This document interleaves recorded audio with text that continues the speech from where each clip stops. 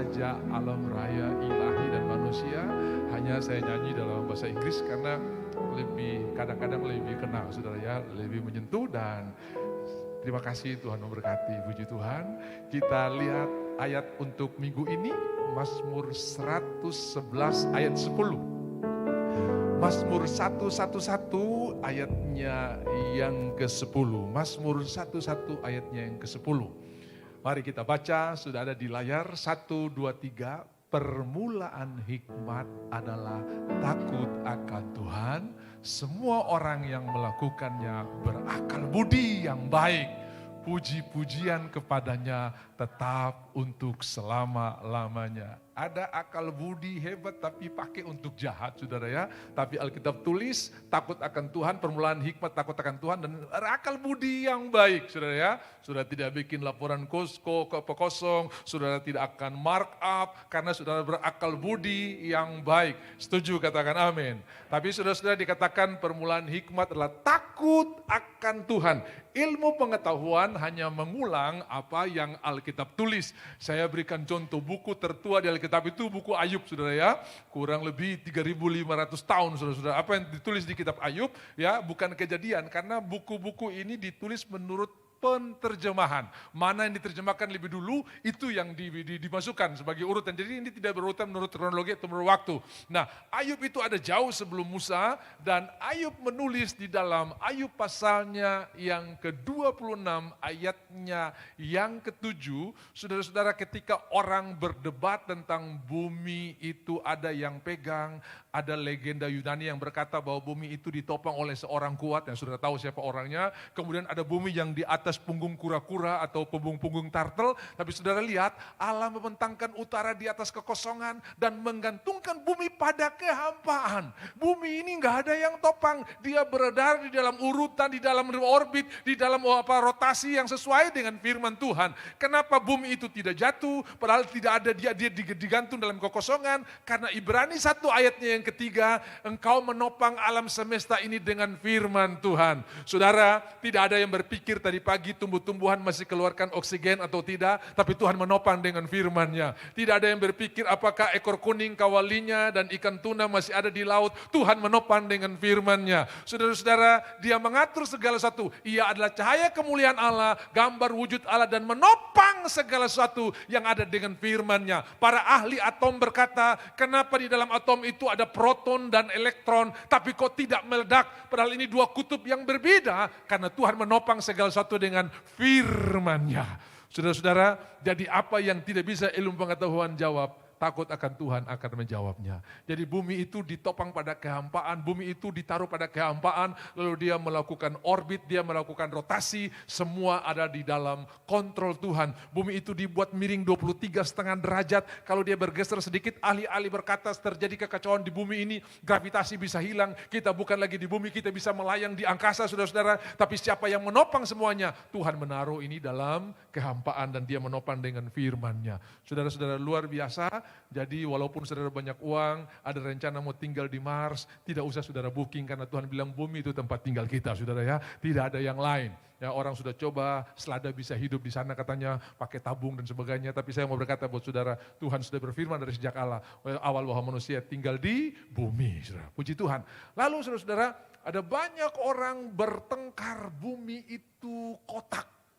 Makanya waktu Columbus mau bikin pelayaran bilang hati-hati kok sampai di horizon kau bisa jatuh ya. Sampai di batas kau bisa jatuh karena bumi itu kotak. Tetapi Tuhan berfirman dalam Yesaya 40 ayat 22, bumi itu bulat atau bumi itu melingkar. Yesaya pasalnya 40 ayatnya, Dia yang bertahta di atas bulatan bumi, bukan kotak bumi, tapi bulatan bumi. Berarti bumi itu bulat. Orang bertengkar sebelum ada, jauh sebelum pengetahuan menunjukkan bahwa bumi itu bulat, firman Tuhan sudah kasih tahu lebih dulu bahwa bumi itu bulat. Lalu saudara-saudara, kita tahu hari ini yang namanya fingerprint atau sidik jari itu menjadi alat untuk mendeteksi seseorang tanpa bisa salah. Makanya kalau saudara mau bikin paspor, saudara mau bikin apa, selalu diambil sidik jari ya. Mau bikin surat kelakuan baik, kadang-kadang sidik jarinya diambil. Jauh sebelum ada teknologi fingerprint, jauh sebelum orang menyadari bahwa sidik jari itu unik dan hanya dimiliki oleh setiap orang berbeda dengan yang lain, walaupun satu keluarga kakak adik pun beda semua. Di dalam Ayub pasalnya yang ke-37, ayat yang ke-7 dikatakan di sana begini saudara-saudara ya. Ayub pasal, tangan setiap manusia diikatnya dengan dibubuhi meterai. Apa itu? Fingerprint, sidik jari.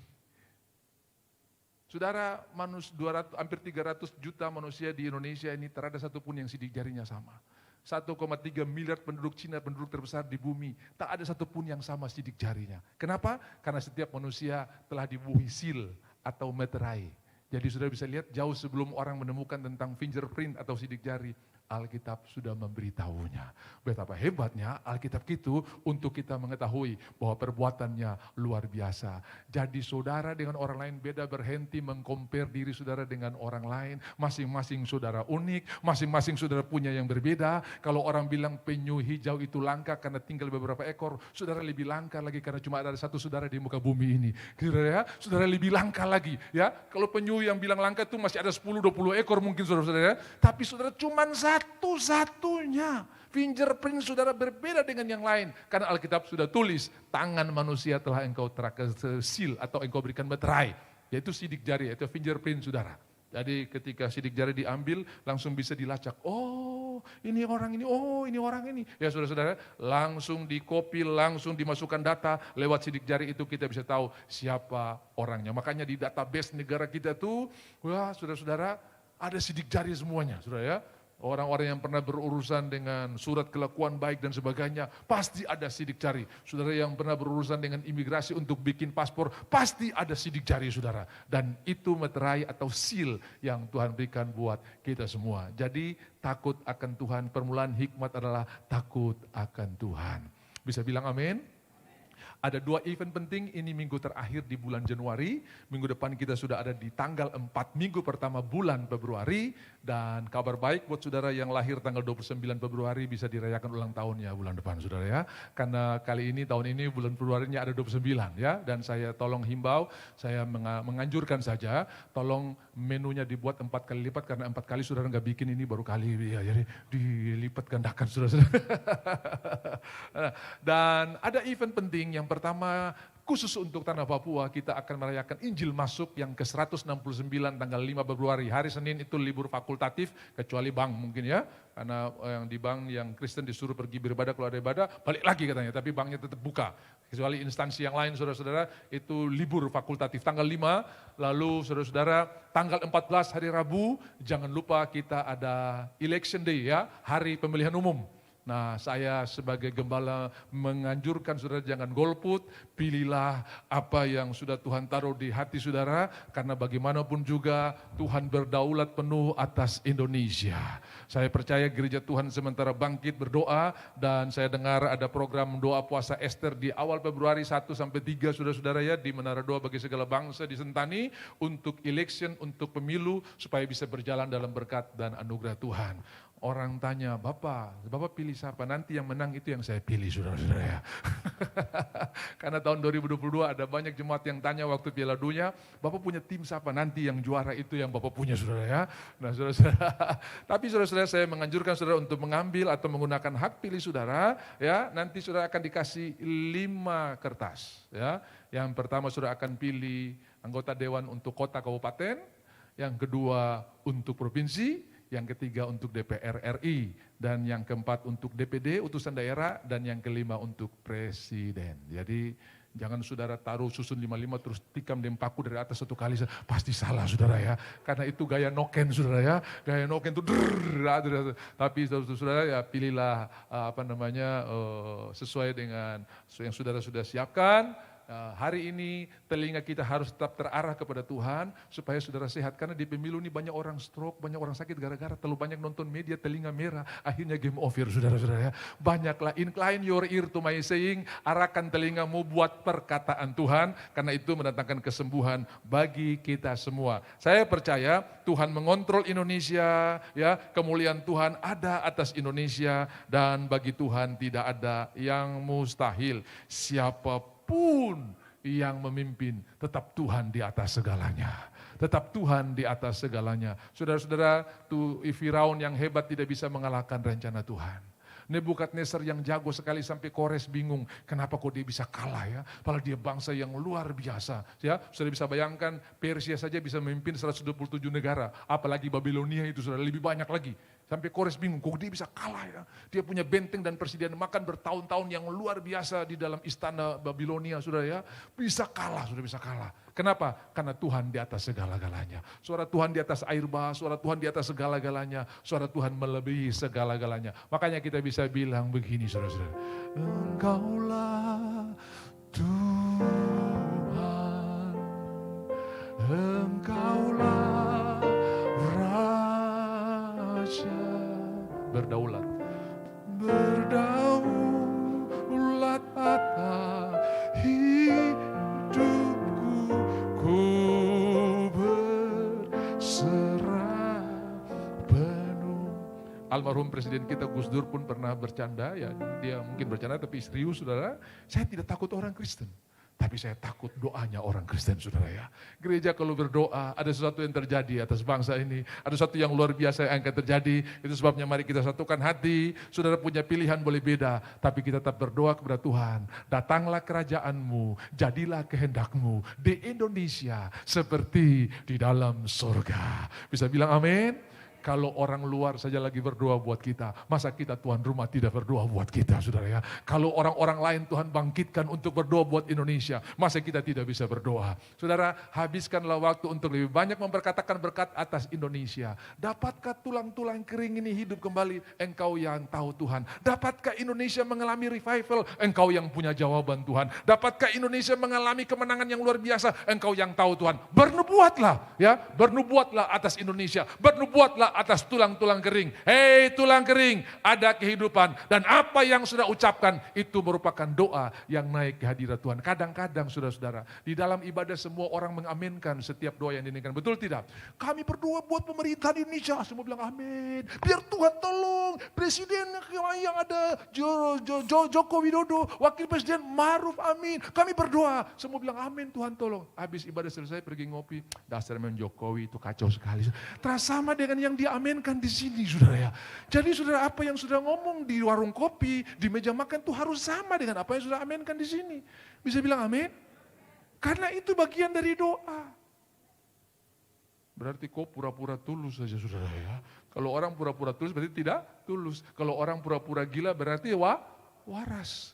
Tapi kalau orang pura-pura waras berarti gila.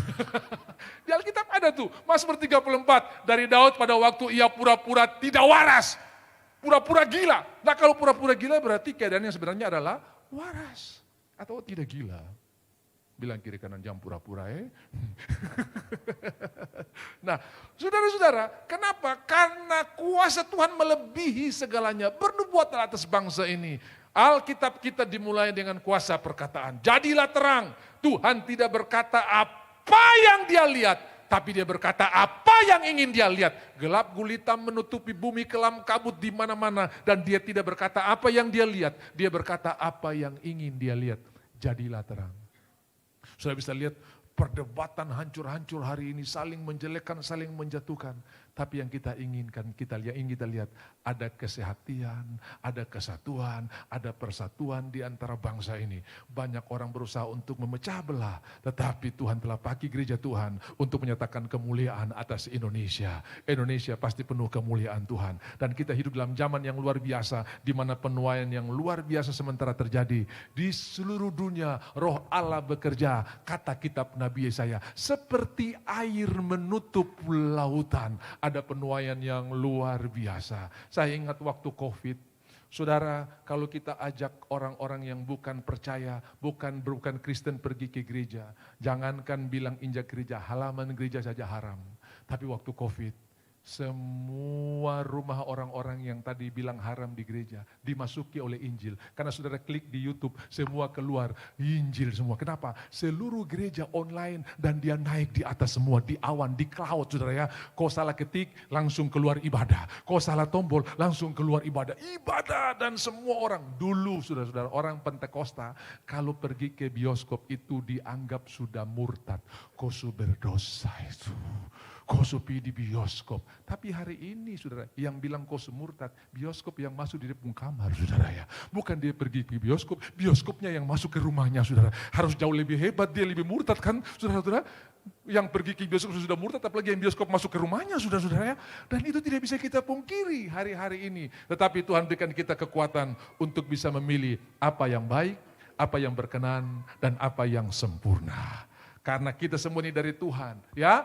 Roma pasal 11 ayatnya yang terakhir. Dari dia, oleh dia, dan untuk dia. Karena itu ayatnya yang pertama dari pasal 12. Persembahkanlah tubuhmu sebagai persembahan yang hidup, yang berkenan, dan itulah ibadahmu yang sejati. Berubahlah oleh pembaruan budimu, sehingga kamu dapat membedakan mana kehendak Tuhan, apa yang baik, yang berkenan, dan yang sempurna. Yang baik sudah haleluya, yang berkenan puji Tuhan, yang sempurna, luar biasa, yang baik, yang berkenan kepada Allah, dan yang sempurna. Dan kabar baik buat saudara, kemah Yakub, kemah saudara, tidak mempan oleh sumpah dan nujum. Jadi stop sudah bicara-bicara Ternate pung dukun jago. Nabi dia punya, dia kasih pindah gunung. Stop, terada yang bisa lawan Tuhan. Terada yang bisa lawan Tuhan. Karena iblis itu cuma pakai ciptaan Tuhan, dia nggak bisa ciptakan barang sendiri. Kalau dia bikin hujan, bikin angin ribut, angin kan Tuhan yang bikin. Hujan kan Tuhan yang punya. Makanya saudara-saudara, saya bilang, kalau kau jago, kau pakai kau punya ciptaan sendiri, hak paten sendiri. Terada dia tidak bisa mencipta. Yang mencipta itu cuma Tuhan. Haleluya. Dan segala sesuatu telah diserahkan ke dalam tangan Tuhan. Jangan takut, segala kuasa baik di surga maupun di bumi telah diberikan kepadaku. Mari saudara lihat coba sebentar bilangan 23 ayatnya yang ke-12.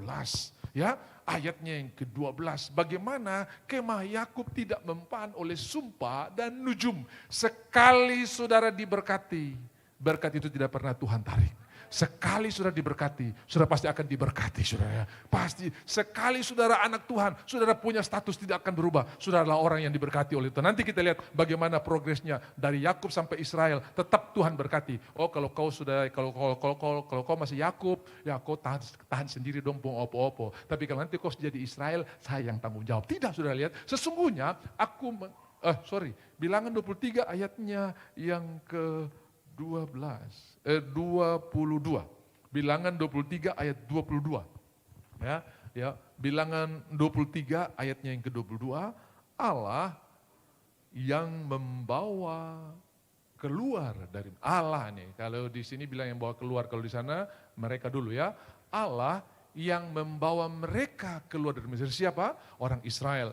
Dari yang cuman Yusuf saja, kemudian 70 orang pindah, kemudian mereka menjadi sangat banyak beranak pinak, sampai Firaun ketakutan, terusah pegang senjata, pegang batu saja Mesir bisa habis, terusah pegang senjata, pegang rotan saja, pegang tombak saja, saudara-saudara ya, bagaimana Indonesia bisa memenangkan pertempuran melawan agresi-agresi asing dengan senjata modern, kita hanya dengan bambu runcing, saudara, bisa menang, saudara-saudara. Ini mungkin Firaun belum jauh hari sudah lihat bagaimana Indonesia bisa menang dengan bambu runcing itu saudara. Dan dia bilang ini kalau dong angkat senjata apa ini? Budak nggak punya senjata, dong pegang batu saja, pegang. Sudah tahu people power itu nggak ada senjata. Tapi dia bisa runtuhkan satu kerajaan, bisa runtuhkan satu nation, ya. Anaknya Presiden Mesir yang diktator itu, Ferdinand Marcos itu kan runtuh cuma karena people power itu saudara ya. Dan kita tahu semua, nah people power ini berusaha dimainkan karena ini memang dari dulu sudah ada. Bahkan Firaun ketakutan ketika orang Israel jadi bertambah banyak, lalu mereka cari solusi. Waktu itu belum ada yang namanya steril saudara ya, belum ada yang namanya steril.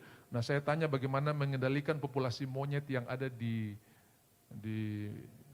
Bali itu tuh, ya ada monkey forest kalau saudara pernah pergi ke itu, kalau tidak pakai pengendalian populasi monyet, satu waktu nanti monyet lebih banyak daripada orang Bali saudara ya.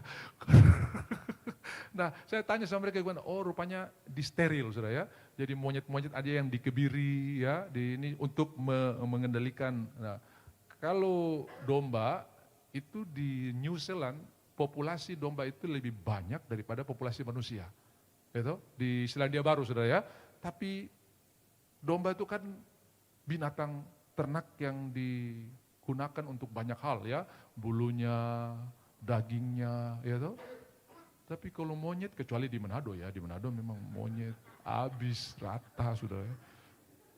Karena mohon maaf saya juga sudah sempat makan barang itu sudah ya. Tanpa saya tahu, bertandang ke rumah jemaat, habis makan baru kasih tahu Pak itu. Yakis Pak, yakis. Monyet itu terus saya lihat kasihan sekali. Jadi saya pernah buat perjalanan misi di satu daerah di daerah Minahasa Selatan. Kalau saudara orang Manado saudara tahu, saya lefting numpang mobil Blakos dari Motoling di PLN itu turun di Ranan Baru. Lalu dari Ranan Baru tuh saya jalan ke Tondei saudara ya, itu cukup jauh, sore-sore jam 5:30, 6. Terus dom bilang begini, orang-orang pulang Kobong ketemu saya, Pak mau kemana? Mau ke Tondei. Hati-hati apa? Itu di bawah saudara monyet besar-besar nih full, dan dorang itu komplotan saudara ya, komplotan. Saya bilang, saya bukan pemakan monyet, jadi pasti dong tahu ini sahabat ini pasti. Ini memang sudah banyak sekali di pohon-pohon nira, pohon-pohon saguer. Wow, banyak sekali. Ini kalau satu komsel saja naik, bukan satu jemaat, sudah satu komsel saja naik ini, saya bisa terhalang di jalan ini. Tapi puji Tuhan akhirnya perjalanan saya bisa tiba dengan selamat. Nah, waktu sail Manado, saya tidak bisa masuk ke Manado karena di pagar, signal saja dimatikan, itu ada kapal induk Amerika waktu itu masuk di Manado waktu itu ya, saudara masih ingat. Saya terputar-putar di sana. Saudara saya cari-cari tuh monyet yang dulu di pinggir jalan, tak ada saudara ya. So hilang semua, saya tanya itu monyet dulu. Oh, sudah dikuali semua.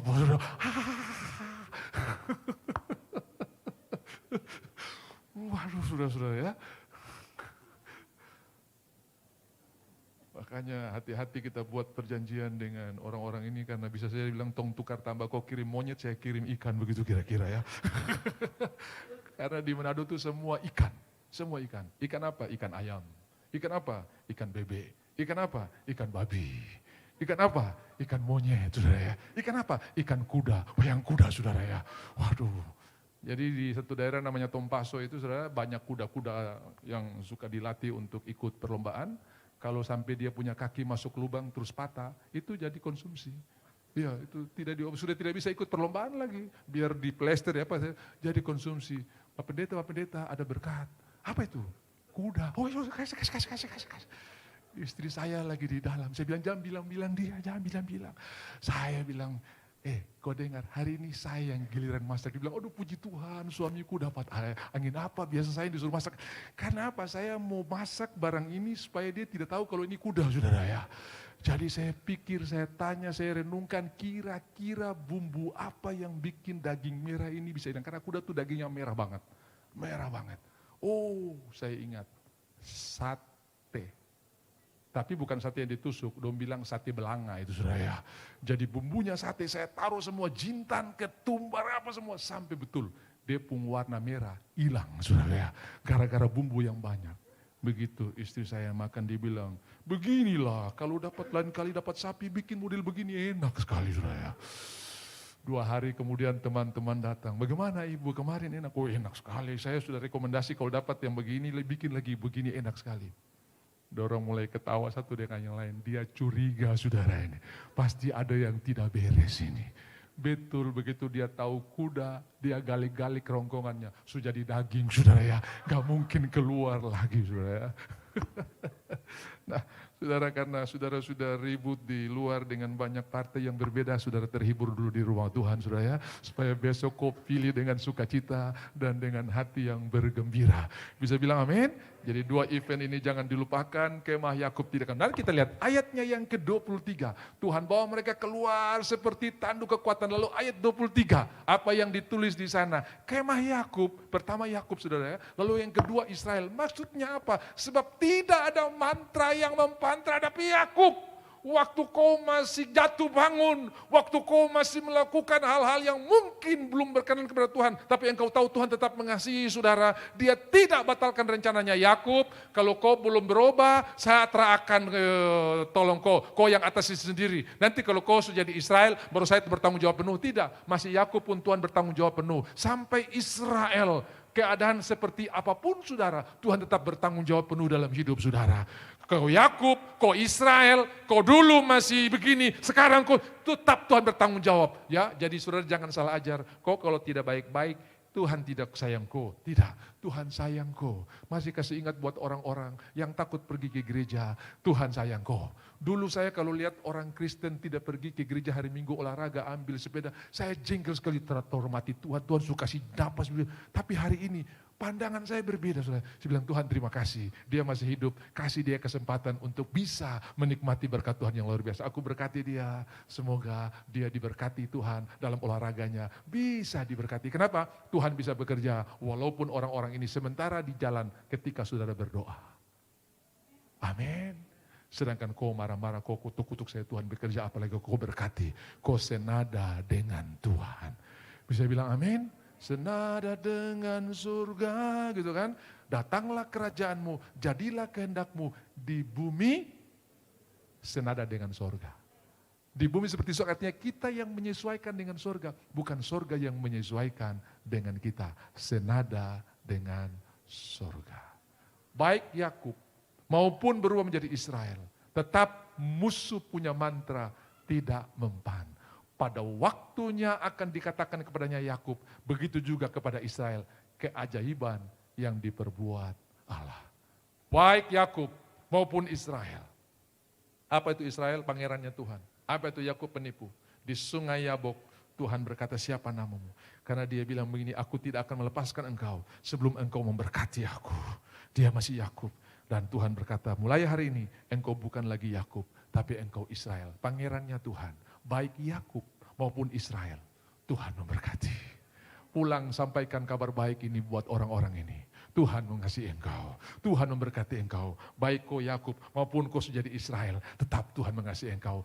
Kemah Yakub tidak mempan oleh sumpah dan nujum. Amin. Makanya saudara lihat, saya tidak pernah sekalipun berbicara tentang peperangan rohani di mana di sini punya hebat. Kenapa di sini? Karena ada ini. Saya selalu berbicara tentang Tuhan yang melebihi segala-galanya. Saya tidak bicara tentang musuh, saya bicara tentang panglima perang kita namanya Tuhan. Saya tidak bicara tentang besarnya masalah, saya bicara tentang Tuhan yang melebihi segalanya. Bisa bilang amin? Berhenti berbicara, lalu buat pemetaan di sini ada roh ini. Mulailah berbicara tentang Tuhan kita yang luar biasa. Karena kemah Yakub tidak mempan, kemah Israel tidak mempan oleh sumpah dan nujum. Saya ingat beberapa orang-orang yang jago dalam dunia ilmu-ilmu gelap, mereka bilang begini, percuma santet orang Kristen lama tidak mempan. Lebih cepat ambil pistol tembak dia langsung lebih cepat daripada kau pakai santet saya. Tidak mempan. Saya baru dengar kesaksian tadi malam, ada seorang yang berurusan dengan sebuah instansi dan orang ini terlalu jujur untuk melakukan transaksi itu sampai dia tidak disukai oleh orang-orang di sana. Lalu dia cerita, 3 kali rumah saya didatangi oleh ular. Ya. Dia lihat tadi ada ular, tapi ular itu ditangkap beremas. Ya, isi di karung, dia bayar security tolong buang ini. Security dikasih uang pergi buang. Bapak, tidak ada ular. Padahal dia sudah lapis berulang-ulang, isi di dalam tong saudara ya. Gak ketemu. Oh, lalu tiba-tiba ada orang datang, lu tahu nggak? Rumahmu itu lagi disantet. Tapi orang yang santet bilang begini, ular yang saya kirim masuk di halaman jadi langsung loyo. Tadi saya berbuat apa-apa saudara. Makanya ditangkap itu enak-enak saya. Dia bilang, oh langsung loyo. Saya takut dong kirim. Kau stop bicara kirim, kau bicara Tuhan punya rencana. Proteksi Tuhan jauh lebih besar daripada segalanya. Makanya setiap kali engkau mengangkat roti dan cawan, engkau ingat. Orang yang berlindung dalam naungan yang maha kuasa. Orang yang duduk dalam naungan yang maha tinggi. Dan bermalam dalam naungan yang maha kuasa. Akan berkata kepada Tuhan, tempat perlindunganku dan kubu pertahananku. Allahku yang ku percayai. Haleluya. Saya ingat Pak Bidure di kemah di Bitung, dong tiap kali kalau mau pergi cari ikan tuh orang Sangir bilang pokos-pokos, pukul-pukul perahu dulu, pok. Satu waktu pendeta jadi kepala perikanan, dia bilang begini, terada yang pokos-pokos ya, hari ini tolong berdoa kepada Tuhan. Tuhan kita luar biasa. Nanti saya mau lihat dulu kok berdoa luar biasa ke tidak saudara ya. Pokoknya kita semua berdoa, turun. Ada yang mungkin masih ragu-ragu, masih paksa dengan dia punya ilmu-ilmu saudara-saudara. Saya tidak tahu kenapa ini hari ini saya bicara barang ini karena tentu ada rencana Tuhan di balik semuanya ini. Nanti saya kasih tahu. Kita berdoa, ada yang ragu-ragu hari ini. Kita Tuhan engkau yang punya langit bumi, engkau yang punya ikan-ikan, hari ini kami mau pergi mancing dalam nama Yesus, amin. Dong baru start motor, baru keluar belum sampai sekilo, ikan bermain di depan mereka. Harusnya mereka berjam-jam. Itu dibilang Pak Pendeta. Ternyata Tuhan itu luar biasa itu. Stop dengan kau fokus-fokus itu. Tuhan lebih luar biasa dari segalanya. Bisa bilang amin? Nah kenapa saya sampaikan ini? Ada beberapa saudara yang ada di ruangan ini suka terganggu dengan mimpi yang saudara mimpi di waktu malam. Bahkan saudara tidak lagi merenungkan firman Tuhan, yang saudara renungkan mimpi saudara. Padahal dengar, bagi orang percaya, Tuhan tidak bicara pakai mimpi. Bagi orang yang tidak percaya, Tuhan bicara lewat mimpi. Tapi bagi orang percaya, Tuhan bicara lewat firman-Nya. Firaun tidak percaya, Tuhan bicara lewat mimpi. Nebukadnezar bukan orang percaya, Tuhan bicara buat mimpi. Tapi kepada Yusuf, Tuhan sampaikan arti mimpi dan rencana Tuhan. Kepada Daniel, Tuhan sampaikan arti mimpi dan rencana Tuhan yang luar biasa. Hei Tuanku Raja, ada Tuhan di atas segalanya yang mengatasi semuanya. Jadi kalau ada di antara saudara yang terganggu dengan mimpi, apalagi orang yang baru mati 5 hari lalu, Pak, dia ada datang sama saya. Ini maksudnya apa, Pak? Saya ikuti ibadah di salah satu instansi, terus dia cerita ada satu WL. Dia siap lagu, dengar dia panggil nama saya. Terus dia bilang begini, dia berteman bilang, kau tahu lagu itu kalau terjadi, semua jemaat nanti dipanggil Tuhan ini. Jadi bagaimana? Saya latihan ini. Nanti pas ku jawab ya, kau jangan jawab, jemaat saja yang jawab. Supaya jemaat 1, 2, 3 yang dipanggil satu persatu, saudara. Saya bilang, bukan itu. Dengar dia panggil nama saya itu maksudnya saudara ada di hatinya Tuhan. Saudara ada di rekeningnya Tuhan. Dan saudara ada di rencananya Tuhan. Haleluya. Dia panggil saudara dengan namamu. Kau pun nama mau sulit diucapkan pun di Alkitab ada banyak nama yang sulit diucapkan. Sama seperti Mephiboset. Itu susah sekali saudara ya. Di manakah keluarga Jonathan yang masih hidup ada satu anaknya namanya Mephiboset saudara ya. Susah sekali. Tetapi raja suruh panggil dia. Mungkin namamu lebih sulit daripada persoalanmu saudara-saudara. Tapi saudara tetap Tuhan ada dalam rencana Tuhan. Haleluya. Jadi jangan takut nyanyi lagu ini bukan berarti Tuhan panggil. Saudara langsung pulang. Tidak saudara ya. Jadi saudara pas nyanyi lagu ini begitu ku jawab ya dia kasih mic. Jemaat saja. Karena saya belum siap dipanggil Tuhan. Saudara. Tidak akan mempan oleh sumpah dan. Jadi hari ini renungkanlah firman Tuhan. Mimpi buruk siapapun bilang begini. Aku tidak akan renungkan karena nasibku bukan ditentukan oleh hal itu. Nasibku ditentukan oleh firman Tuhan. Dan Tuhan berkata dalam Yeremia 29, rancangan Tuhan bukan kecelakaan, tapi damai sejahtera. Bisa bilang amin. Jadi yang hamil-hamil, ponakan hamil, anak hamil, mantu hamil, terusat suruh taruh paku, peneti, neptang, obeng, semua di atas kepala. Sampai kepala kita tidak beda dengan toko bangunan, saudara-saudara. Cuma gara-gara kepercayaan bodoh itu, saudara-saudara ya. Haleluya, engkau merekam aku di bagian bumi yang paling bawah. Waktu saudara menyanyi, rekaman terjadi. Waktu saudara baca firman Tuhan, rekaman terjadi. Makanya jangan heran, ibu-ibu hamil yang suka ke gereja, anaknya yang lahir pasti singers. Pasti WL, pasti suka. Kenapa? Waktu dia menyanyi, haleluya. Kita anak dalam yang haleluya. Amin. Lalu apa yang ingin saya sampaikan saudara-saudara? Hari ini kita adalah duta-duta kerajaan surga. Yang ditempatkan di instansi, yang ditempatkan di perbankan, yang ditempatkan di perusahaan, yang ditempatkan di sekolah, yang ditempatkan di rumah sakit. Ada yang namanya PNS, ada yang namanya honorer, ada yang namanya swasta. Apapun nama saudara, saudara duta kerajaan surga yang ditempatkan di instansi tersebut. Itu sebabnya sebagai duta kerajaan sorga, Filipi pasal 2 ayat yang kelima, hendaklah kamu dalam hidupmu bersama, dalam hidupmu di perusahaan, dalam hidupmu di instansi, menaruh pikiran dan perasaan yang terdapat dalam Kristus Yesus Tuhan. Karena kita perwakilan kerajaan sorga. Bisa bilang amin. Ya. Hendaklah kamu dalam hidupmu bersama menaruh pikiran dan perasaan yang terdapat juga dalam Kristus Yesus. Haleluya. Kita perwakilan kerajaan. Jadi kalau saudara perwakilan kerajaan surga, saya pernah melewati beberapa daerah di Kuningan di Jakarta, itu banyak embassy, ya, kedutaan. Saudara tahu, itu kedutaan itu nilainya sama dengan negara yang mengutus dia.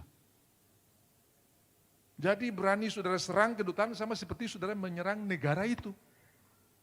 Dan pada waktu duta itu diutus, dia tidak perlu cari rumah di mana dia tinggal, dia tidak perlu cari fasilitas untuk menunjang hidupnya, semua sudah disiapkan oleh negara. Dan kehebatan kedutaan itu menggambarkan prestise dan harga diri daripada negara yang mengutus saudara. Saya percaya Tuhan yang menempatkan saudara di bumi mulai dari 9 bulan 10 hari dalam kandungan mama engkau melihat selagi aku bakal anak. Tuhan tidak nanti suruh lahir baru saya urus. Tidak, masih bakal anak Tuhan seurus. Nanti tanggung 9 bulan 10 hari itu orang tua urusan. Nanti begitu lahir baru saya pun tanggung jawab. Bukan. Bakal anak pun Tuhan sudah lihat. Kenapa? Karena ini perwakilan kerajaan surga yang ada di bumi. Sebab iblis tidak bisa buat kehidupan. Tuhan yang buat kehidupan. Haleluya. Jadi hal pertama, pikiran perasaan harus sama seperti Yesus. Yang kedua, jangan menaruh harap kepada institusi atau instansi di mana saudara bekerja. Taruh harap kepada Tuhan. Kejadian pasal 15, Abraham jangan takut, akulah perisaimu, akulah upahmu, saya ini gajimu. Ya, kalau orang tutup di sana, insentif ditahan, saya ini gajimu. Jadi perusahaan atau industri atau perusahaan di mana saudara bekerja, itu cuman salah satu, bukan satu-satunya. Tuhanlah sumber segalanya.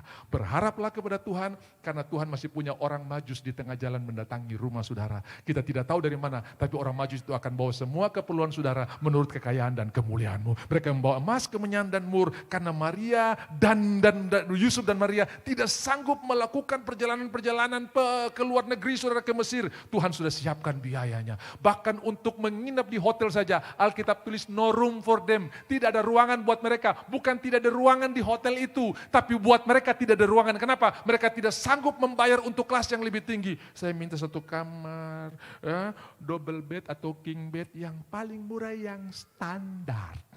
Resepsionis bilang begini, Bapak full habis yang ada nih, suite sama presiden suite. Harganya berapa? 5 juta per malam.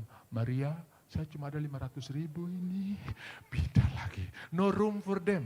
Bukan tidak ada ruang di hotel itu, bukan tidak ada ruang. Bahkan sudah kalau baca Kim Ham punya hotel di Bethlehem, itu satu pasukan bisa tinggal. Berarti hotelnya itu lebih besar daripada Hotel Borobudur, lebih besar daripada Kempinski, lebih besar daripada hotel-hotel hebat, saudara-saudara, jauh lebih banyak. Tapi no room for them, artinya mereka tidak punya biaya untuk sewa rumah. Kenapa? Memang Tuhan harus lahir di tempat yang hina untuk mengambil tempat kita yang hina itu dan memberikan kemuliaan yang luar biasa. Nanti perjalanannya pergi ke Mesir, Tuhan sudah siapkan emas, kemenyan dan mur, itu biaya perjalanan pergi pulang. Bawa anak ini ke Mesir karena orang itu mau bunuh, itu perlu biaya, Tuhan sudah siapkan. Bawa dia kembali karena orang yang membunuh sudah mati, perlu biaya saudara-saudara.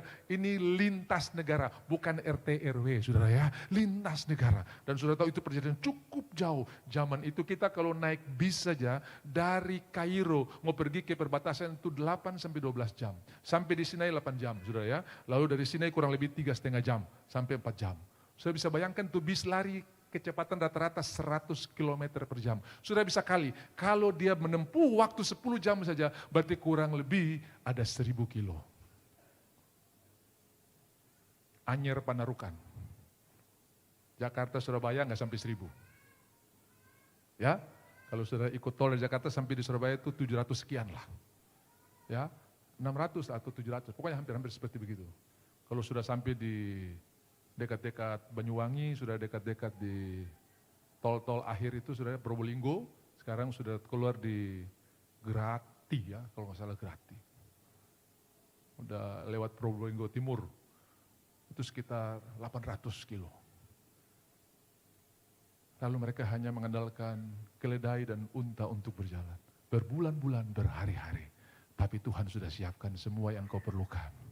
Selama kita punya fokus kepada Tuhan, maka setiap kesempatan yang datang akan kita tangkap luar biasa.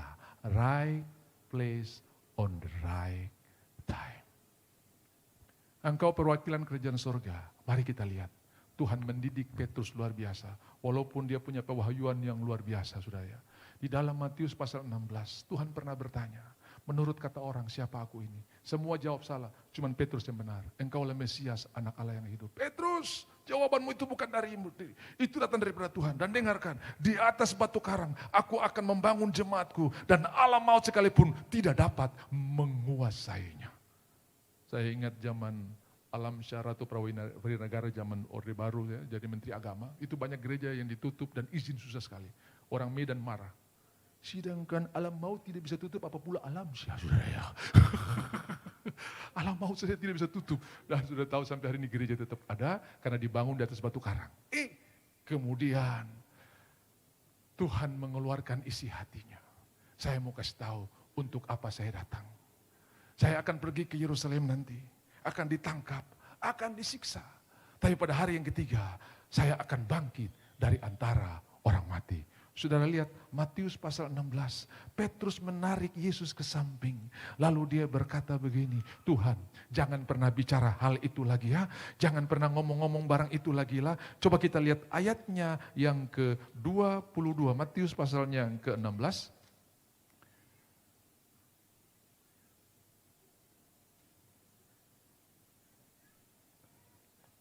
Petrus menarik Yesus ke samping. Ayatnya yang ke-22, Matius pasal 16, tadi pagi udah ada ya. Tetapi Petrus menarik Yesus ke samping dan menegur dia, katanya, Tuhan, kiranya Allah menjauhkan hal itu. Pakai Allah saudara ya. Kiranya Allah menjauhkan hal itu sekali-kali takkan menimpa engkau. Lalu saudara lihat Tuhan jawab, keras sekali. Saya bilang, Tuhan masa cuma ngomong begitu kok jawab sampai, coba saudara lihat. Ayat 23. Yesus berkata, nyala. Maka Yesus berpalingan berkata kepada Petrus, nyala iblis. Bayangkan saudara. Saya bilang, Tuhan tadi perjalanan, kenapa kau bicara sampai begitu kencang, begitu kasar. Padahal cuma bilang, kiranya hal itu tidak mungkin terjadi. Memang di pikiran murid-murid tidak ada konsep Yesus harus pergi ke kayu salib. Karena mereka sudah ngomong-ngomong sama Herodes, waktu Herodes bilang, kau tunggu nanti kalau kita puraja datang yang namanya Mesias, kau lewat, kau habis. Makanya Herodes ini hati-hati sekali. Sampai tiba orang Majus datang ke istana, di manakah dia raja orang Yahudi yang baru lahir, kami telah bilit bintangnya, paranoid dia. Saudara sudah dengar cerita, mamanya, istrinya, anaknya, dia bunuh semua. Karena mendengar orang kasih isi lentingan, ada ancaman. Yang sudah dia siapkan untuk jadi raja pun dia bunuh, gara-gara merayakan kematiannya dia. Padahal dia masih hidup, saudara ya. Dia bunuh. Saudara-saudara, dia paranoid sekali. Apalagi waktu dengar raja baru. Aduh, dia panggil pendeta-pendeta ahli kitab. Coba kamu cek, betul atau tidak. Ini yang disampaikan orang Majus. Mereka bilang, betul Tuhan, betul Tuanku Raja. Di Mika 5:1 dia katakan, hai Bethlehem, di kota Bethlehem akan lahir si Mesias itu. Saudara, kalau saudara lihat nubuatan yang hampir-hampir meleset, itu sebetulnya adalah kelahiran Maria. Karena sampai hamil tua masih di Nazaret. Dan kalau sampai dia pica di Nazaret, Alkitab salah. Alkitab salah. Tapi Tuhan pakai Kaisar Agustus yang terhadap urutan apa-apa. Bikin sensus. Akhirnya dia harus pulang ke kampungnya. Genaplah Mika 5. Dia lahir di Bethlehem. Berarti nubuatan firman Tuhan itu ya dan amin. Walaupun mungkin kelihatan lama sekali Tuhan, tapi Tuhan tidak pernah salah. Bisa bilang amin. Makanya pertolongan buat saudara sementara di jalan. Berkat Tuhan sementara di jalan. Engkau akan melihat mengalami berkat Tuhan yang luar biasa. Setuju katakan amin. Bisa tepuk tangan buat Tuhan kita yang luar biasa. Saudara-saudara, penindasan demi penindasan dialami oleh orang-orang ini dan mereka percaya kalau Mesias datang mereka akan bebas dari penindasan. Dan beberapa saat sebelum Tuhan datang ada banyak pemberontakan yang terjadi mengatasnamakan Mesias. Salah satunya Bar Kokhba. Dan mereka berkata begini, ini sudah nih dia Mesias ini. Dipelintir sama Romawi, game over. Terus kalau Yesus juga harus mati, lah guna apa kami tunggu Mesias yang datang bebaskan kami? Makanya Petrus bilang kiranya Allah menjauhkan daripadamu. Pakai Tuhan saudara ya. Siapa yang pernah pakai Tuhan untuk kepentingannya dia? Lot. Lalu dilihatnya lembah Yordan seperti taman Tuhan. Kalau taman Tuhan, Tuhan gak bakar. Eden diangkat oleh Tuhan. Kadang-kadang untuk kepentingan kita, kita bungkus dengan Tuhan. Saya ingat beberapa tahun yang lalu, ada orang berkunjung ke rumah, dia lihat lampu hias bagus sekali. Kemudian dia mulai berdoa, Tuhan bicara. kopu lampu ini mesti sumbang untuk pekerjaan Tuhan. Wih, orang yang dengar nih ketakutan dia sebuah nama Tuhan ini saudara. Saudara, tidak ada di dalam Alkitab kita pakai nama Tuhan untuk kepentingan kita, tapi untuk kepentingan kerajaan sorga. Bisa bilang amin? Saudara lihat, Petrus ini ditengking habis dibicarakan keras. Padahal Petrus sudah pakai kiranya Allah menjauhkan hal itu daripadamu. Karena konsepnya kalau kau mati, siapa yang kita harapkan? Sementara di kalangan murid-murid cerita tentang Yesus mati, tak ada yang siap menerimanya. Makanya di malam di Taman Getsemani, Petrus diajak berdoa oleh Tuhan. Kok dia bisa bawa parang? Saya percaya ini pasti orang Medan Petrus ini saudara ya. Yang pergi gereja bawa parang ini cuma saudara, orang Medan atau orang Maluku saudara ya.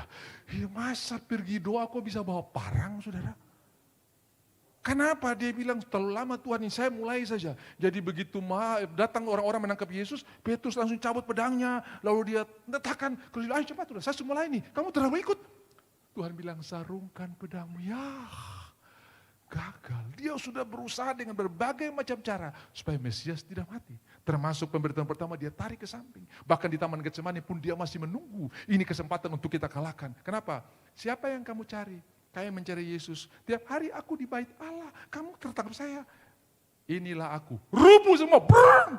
Belum pakai senjata. Cuma bilang inilah aku. Rubuh semua. Saudara bisa lihat kalau Tuhan mau bebaskan diri hari itu cuma bilang ini aku semua rubuh.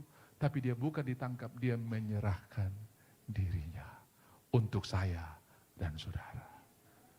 Tuhan di atas kayu salib juga menyerahkan nyawanya. Masa manusia bisa bunuh Tuhan? Tuhan bunuh manusia, iya. Tapi manusia nggak bisa bunuh Tuhan. Tapi ia menyerahkan nyawanya. Supaya kita dapat hidup yang berkelimpahan. Amin saudara. Petrus masih bawa parang untuk menghindari Yesus tidak harus pergi ke kayu salib. Lalu saudara-saudara tolong garis bawahi. Kenapa Tuhan mengusir setan? Enyahlah iblis daripadamu. Karena sejak nubuatan pertama dalam Kejadian 3 ayat 5. Benih daripada perempuan ini akan menginjak kepalamu. Engkau akan memagut tumitnya. Tapi dia akan menginjak kepalamu. Ini PhD. Permanent Head Damage. Ini kerusakan otak permanen, saudara ya. Dapat injak di kepala, saudara. PhD, saudara ya. Jadi, saudara jangan dulu bangga dapat gelar PhD. Hati-hati jangan sampai PhD yang ini di kejadian ini permanent head damage, saudara ya. Nah, saudara, dia akan sejak nubuatan ini keluar, iblis berusaha untuk merusak keturunan manusia supaya jangan lahir benih perempuan yang menginjak kepalanya. Habel dibunuh. Manusia-manusia ini dirusak moralnya. Lalu kawinlah anak-anak Allah dengan anak-anak manusia. Semua kacau, setengah malaikat, setengah manusia. Tapi Tuhan masih punya satu keluarga yang murni, pure manusia. Nuh, takut akan Tuhan. Ia mendapat kasih karunia dan dia takut akan Tuhan. Tetapi Nuh mendapat kasih, kita tidak mungkin takut akan Tuhan kalau bukan karena kasih karunia Tuhan. Kita tidak mungkin bisa beribadah kalau bukan karena kasih karunia Tuhan. Makanya saya sudah khotbah beberapa waktu yang lalu. Kalau saudara bekerja di saya gaji tiap bulan 5 juta, maka 5 juta itu bukan anugerah, tapi upah. Itu hak saudara. Tapi kalau saudara tidak bekerja, saya tetap gaji, itu disebut anugerah. Lalu saudara jelekan saya, bicara-bicara jahat saya di luar, saya tetap gaji saudara, itu namanya amazing grace. Kita ada di posisi ketiga. Sudah kurang ngajar sama Tuhan, sudah membelakangi Tuhan. Tuhan berikan anugerahnya yang luar biasa. Makanya disebut amazing grace, anugerah yang luar biasa. Amin saudara. Dia sangat mengasihi kita. Dan saudara-saudara, keturunan manusia ini dirusak terus menerus. Dan itu pekerjaan iblis. Makanya Tuhan bilang begini, enyala iblis daripadamu. Karena tanpa sadar, Petrus sementara menggabungkan diri dengan rencana iblis untuk mengagalkan Yesus pergi ke kayu salib. Aku harus pergi ke sana supaya kau dapat hidup. Dan kalau bukan karena salib, Petrus tidak mungkin berkhotbah 3.000 orang bertobat. Petrus tidak mungkin membangkitkan Dorcas yang mati. Petrus tidak mungkin berkata kepada orang lumpuh 38 tahun di gerbang emas atau gerbang elok atau golden gate. Emas dan perak tidak ada padaku, tapi apa yang ada padaku berikan kepadamu dalam nama Yesus orang Nazaret, bangkitlah dan berjalanlah. hari itu kesembuhan terjadi. Saudara-saudara, karena dia pergi ke salib, Petrus bisa diberi kuasa untuk menjadi berkat bagi bangsa-bangsa. Haleluya. Hari ini tahulah saudara, kita tidak berseberangan dengan sorga, tapi kita adalah milik sorga. Hiduplah sesuai dengan apa yang Tuhan kehendaki. Miliki pikiran dan perasaan yang sama seperti Kristus. Sebentar malam mimpi buruk, pikiran Kristus. Saat renungkan, saya renungkan kebaikan Tuhan. Amin. Karena Tuhan sudah bicara lewat ibadah, lewat hamba Tuhan. Aku bukan turun tapi naik. Aku bukan ekor tapi kepala. Segala perkara dapat kutanggung dalam Dia yang berikan kekuatan kepadaku. Iblis bilang, percuma kau kasih mimpi buruk buat dia telah renungkan. Cari orang lain saja yang renungkan. Percuma. Haleluya. Apalagi orang Jawa, kalau bilang primbon, waduh. Paling takut kalau mimpi digigit anjing. Saudara. Aduh, siapa yang mau mati ini? Orang Manado kalau mimpi digigit anjing, mau makan RW itu saudara ya.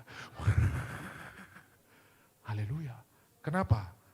Karena hidup kita ada di dalam tangan Tuhan.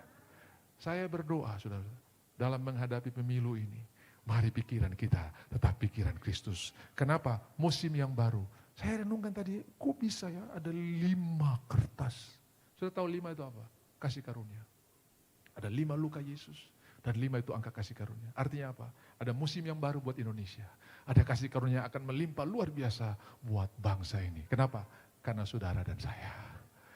Kenapa dia mau pergi ke salib? Karena saya dan saudara. Dan kenapa dia mau berikan berkat yang luar biasa? Alasan dari reasonnya adalah karena saya dan saudara. Satu orang benar, tempat itu diselamatkan. Dan ada banyak orang benar dari timur sampai barat, utara sampai selatan. Kemuliaan Tuhan sementara dinyatakan. Mari ambil bagian dalam frekuensinya Tuhan. Jangan turun di bawah, naik di atas.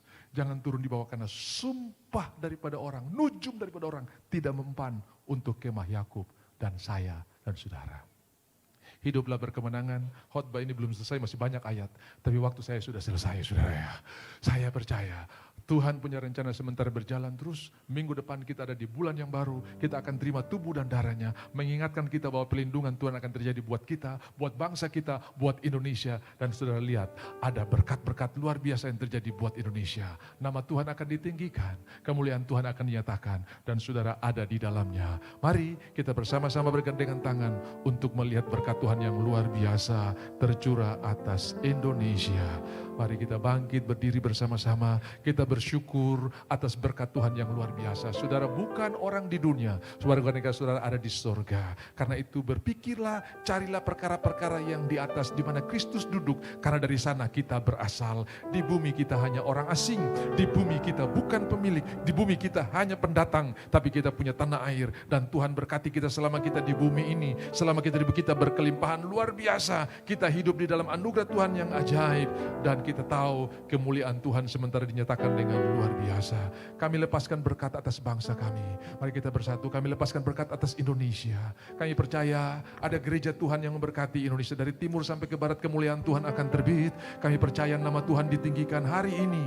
Setiap jam, setiap menit, nama Yesus sementara dinaikkan, sementara dipuji. Di setiap wilayah Indonesia, orang-orang kudus sementara berdoa dan kami percaya ada lawatan yang luar biasa. Khususnya buat tanah Papua, tanggal 5 nanti kami akan merayakan 169 Injil masuk di tanah Papua.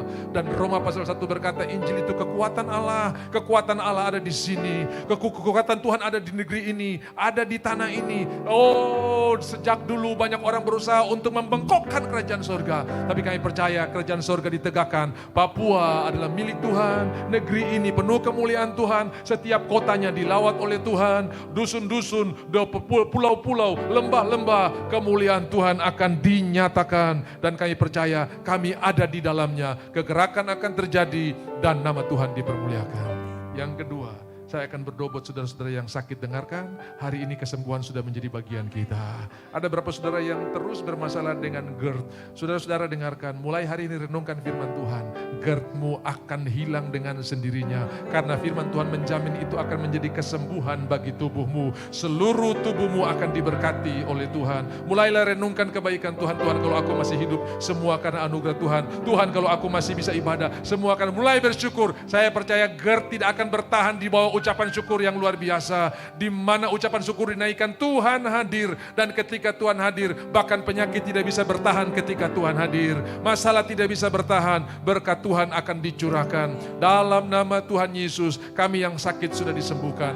Bahkan mungkin ada yang saudara yang mewakili orang-orang yang sakit di rumah. Dengarkan, perwira itu mewakili hambanya yang sakit. Tuhan, tolong hambaku sakit di rumah. Dan hamba yang di rumah disembuhkan. Perwira datang kepada Tuhan. Hari ini saudara datang kepada Tuhan. Di Nabire, di Serui, di Toraja, di Medan, di Makassar, sembuh oleh bilur-bilur Yesus. Kami berkata, Tuhan, bukan apa yang kami lihat, tapi kami percaya oleh bilur-bilur Yesus, orang-orang yang kami kasihi sudah disembuhkan. Hei ma, hei pa, hei kak, hei adik, engkau sudah disembuhkan oleh Tuhan. Tuhan sudah melakukan perkara yang luar biasa. Dalam nama Tuhan Yesus, bilur-bilurnya sudah menyembuhkan engkau. Terima kasih Tuhan, terima kasih. Dalam nama Tuhan Yesus, yang lemah hari ini kuat, yang susah terhibur, terikat bebas, engkau sudah memberkati kami. Yang terakhir, lakukanlah segala sesuatu untuk Tuhan. Waktu engkau bertepuk tangan karena kebaikan Tuhan. Waktu engkau mengangkat tangan karena anugerah Tuhan. Waktu engkau menyanyi karena Tuhan. Dan mari kita siapkan persembahan karena Tuhan. Aku bisa memberi, aku bisa mendapatkan karena Tuhan. Naikkan ucapan syukur ini pewahyuan saudara-saudara. Dan ketika engkau melakukannya, dengarkan. Tuhan melipat gandakan, memultiplikasi. Pendapatanmu mungkin tidak naik, tapi perlindungan Tuhan diberikan. Sehingga kebocoran-kebocoran tidak lagi terjadi. Tuhan, Engkau lihat kami, setiap benih yang kami tabur akan berdampak sampai pada kekekalan. Kami akan menuai roti sukacita, roti hikmat, roti ketenangan, roti kesembuhan, roti damai sejahtera. Dan anak-anak kami akan perkasa di muka bumi. Kutuk kemiskinan, kutuk ketamakan telah dipatahkan. Dan kami ada dalam berkat Tuhan yang luar biasa. Dalam nama Tuhan Yesus Kristus, kami siap menabur dengan sukacita. Haleluya. Yang siap menabur sama-sama katakan, B minor, B minor, B minor.